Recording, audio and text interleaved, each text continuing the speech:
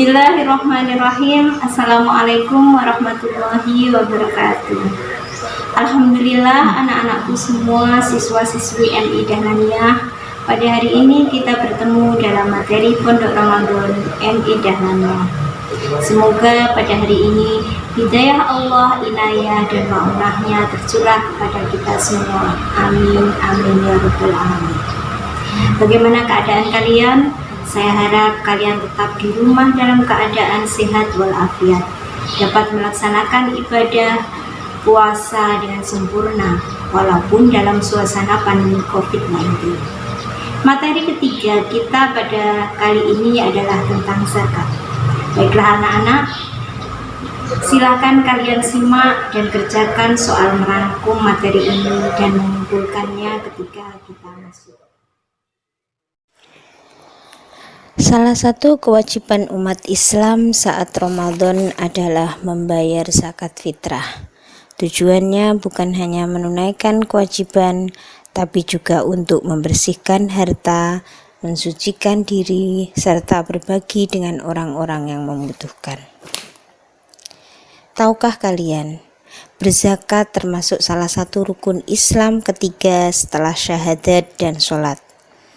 Islam menetapkan bahwa zakat adalah syariat yang utama dan diketahui secara umum. Maka, barang siapa yang mampu berzakat, namun mengingkarinya, ia termasuk dalam golongan orang yang kufur. Dan Allah akan mengazabnya dengan azab yang pedih.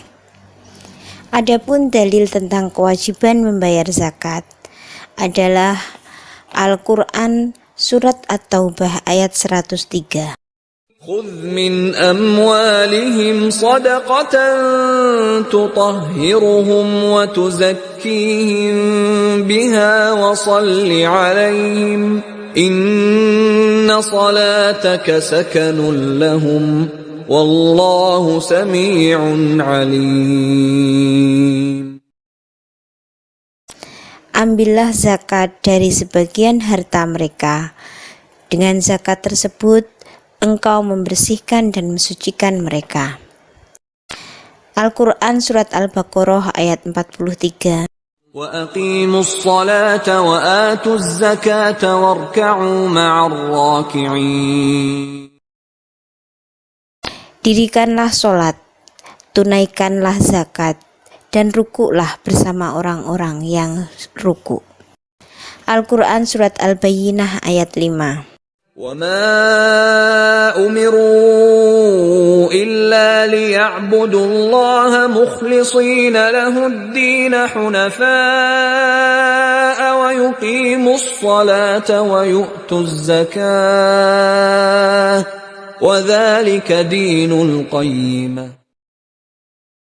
Artinya, padahal mereka tidak disuruh kecuali supaya menyembah Allah dengan memurnikan ketaatan kepadanya dalam menjalankan agama yang lurus, dan supaya mereka mendirikan sholat dan menunaikan zakat. Dan yang demikian itulah agama yang lurus. Anak-anakku sekalian, zakat berasal dari bahasa Arab yang artinya subur, tumbuh, berkembang. Secara istilah, zakat merupakan harta yang wajib dikeluarkan oleh seorang muslim untuk diberikan kepada orang yang berhak menerima. Zakat terdiri dari dua macam. Yang pertama adalah zakat fitrah. Yang kedua adalah zakat mal. Dalam kesempatan kali ini, kita akan membahas tentang zakat fitrah. Zakat merupakan harta yang wajib dikeluarkan oleh seorang muslim untuk diberikan kepada orang yang berhak menerima. Zakat fitrah adalah zakat yang wajib dikeluarkan umat muslim menjelang hari raya Idul Fitri atau pada bulan Ramadan berupa makanan pokok. Karena di Indonesia makanan pokoknya adalah nasi, maka yang dijadikan untuk berzakat adalah beras. Apakah boleh diganti dengan uang? Ada perbedaan pendapat dalam hal ini. Imam Maliki, Imam Syafi'i, dan Imam Hambali tidak membolehkan zakat harus makanan pokok. Sedangkan Imam Hanafi dan Yusuf Qaradawi boleh diganti dengan uang untuk berzakat. Adapun besarannya zakat itu sudah ada ketentuannya, yaitu 1 sok yang setara dengan 4 mud. Setelah diselidiki, dilakukan penelitian, 4 mud itu adalah setara dengan 2,7 kg. Jadi bukan 2,5 kilo. Lebih baik lagi bisa dibulatkan menjadi 3 kg jika takut ada kekurangan dalam timbangannya. Adapun waktu zakat fitrah itu adalah selama bulan Ramadan, boleh dari tanggal 1 sampai tanggal 30. Tapi waktu afdolnya atau waktu utamanya adalah setelah sholat subuh sampai sebelum sholat Idul Fitri. Jadi batas akhirnya adalah sholat Idul Fitri, sebelum sholat Idul Fitri. Lalu siapa saja yang berkewajiban untuk mengeluarkan zakat fitrah? Semua orang Islam yang lahir di dunia ini wajib mengeluarkan zakat fitrah, dengan catatan dia adalah orang yang mampu atau orang yang punya cukup makanan untuk esok hari. Artinya orang yang tidak punya cukup makan untuk esok hari, dia tidak wajib zakat, malahan dia berhak untuk menerima zakat. Berikutnya adalah orang yang berhak menerima zakat. Sudah diatur dalam Al-Quran surat At-Taubah ayat 60. Ada 8 golongan yang berhak untuk menerima zakat. Yang pertama adalah orang fakir. Apa itu orang fakir? Yaitu orang yang tidak memiliki apapun, baik harta maupun kemampuan bekerja. Artinya dia tidak punya penghasilan dan tidak punya makanan. Yang kedua adalah orang miskin, yaitu orang yang punya harta, dia bekerja, punya penghasilan, tapi tidak cukup memenuhi kebutuhannya. Yang ketiga adalah amil. Amil adalah orang yang ditunjuk oleh pemerintah untuk mengumpulkan dan mendistribusikan zakat fitrah. Yang keempat adalah mu'alaf.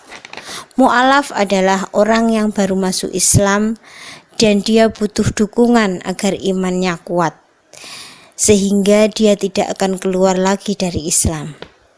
Yang kelima adalah ghorimin. Ghorimin adalah orang yang terlilit hutang, dengan catatan hutang ini untuk memenuhi kebutuhannya, bukan untuk memenuhi keinginannya. Kebutuhan itu seperti makan, minum, sandang.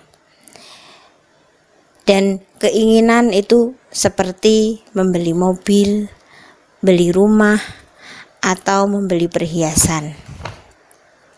Yang keenam adalah sabil. Sabil adalah orang yang dalam perjalanan yang diniatkan untuk ketaatan kepada Allah, tapi dia kehabisan bekal dalam perjalanannya. Yang ketujuh, fisabilillah, yaitu orang yang berjuang berdakwah Islam.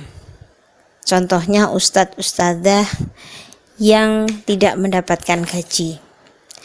Hamba sahaya itu adalah yang ke-8, yaitu budak. Untuk saat ini insya Allah sudah tidak ada budak. Itu tadi adalah 8 asnaf atau 8 golongan yang berhak menerima zakat. Selain itu maka dia tidak bisa mendapatkan zakat. Anak-anakku, yang terakhir adalah hikmah zakat. Apa kegunaan manfaat berzakat? Itu bisa dari 2 sisi. Yang pertama, manfaat untuk diri orang yang berzakat atau muzaki. Yang pertama, mensucikan diri baik harta maupun jiwa. Orang yang berzakat dengan ikhlas lillahi ta'ala, maka Allah akan mensucikan dirinya, baik harta maupun jiwanya, sehingga ia bisa menjadi manusia yang damai dan tentram hidupnya, sesuai dengan Quran Surat At-Taubah ayat 103. Hikmah zakat yang kedua adalah orang yang berzakat akan dilimpahi keberkahan oleh Allah Subhanahu wa ta'ala. Hidupnya akan berkah, hartanya juga akan berkah. Yang ketiga, orang yang berzakat hartanya akan terus bertambah. Ini adalah matematikanya Allah. Harta bertambah karena ada faktor keberkahan di sana. Tiga itu adalah manfaat untuk muzaki. Untuk mustahik, orang yang menerima zakat ini bisa mengurangi kemiskinan dan menguatkan tali silaturahim. Demikian tadi adalah materi tentang zakat.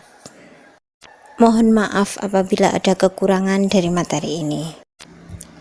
Selamat menunaikan ibadah puasa, dan sebentar lagi kita akan merayakan Idul Fitri. Dalam suasana pandemi ini, kita merayakan Idul Fitri di rumah.